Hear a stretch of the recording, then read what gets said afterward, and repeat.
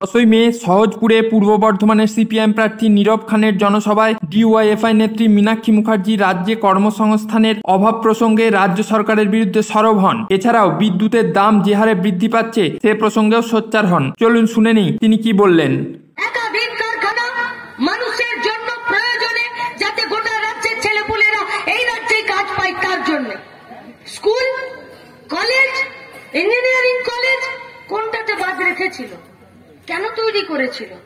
যাতে শিক্ষার অগ্রগতি ঘটে, মানুষ যাতে লেখাপড়া শেখে, মানুষের লেখাপড়ার প্রতি যাতে আস্থা জন্মায়, লেখাপড়া করলে সে যে একটা চাকরি পেতে পারে এই বিশ্বাসটা তৈরি হতে পারে।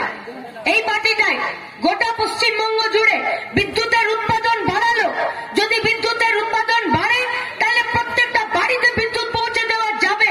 আর গেছে বিদ্যুতের দাম কম হয়েছে, বুকে হাত দিয়ে বলুন তো এরকম অনেক পাড়া অনেক গ্রাম ছিল না যেখানে যারা বিপিএল ক্যাটাগরি যারা বিদ্যুৎ নিতে পারবে না, গোটা গ্রাম আর ইলেকট্রিসিটি বোর্ড আর সেখানকার জনপ্রতিনিধি মিলে মিটিং করে নিয়ে পাড়াতে 16 আনাতে বসিয়ে সবাই মিলে ঠিক করলো যে ঠিক আছে তুমি তোমার বাড়িতে একটা বাল্ব জ্বালাবে, একটা ফ্যান চালাবে, আর মাস গেলে তুমি 60 টাকা মিটার রিডিং এ তুমি দিয়ে দেবে ইলেকট্রিকের বিল।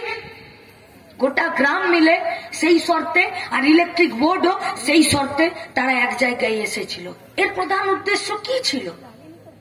ছিল যাতে সবাই নিজেদের প্রয়োজনে, নিজেদের শিক্ষার জন্য, নিজেদের কাজের জন্য, নিজেদের পেটের ভাতের জন্য কারো কাছে যাতে মাথা নামিয়ে না থাকে।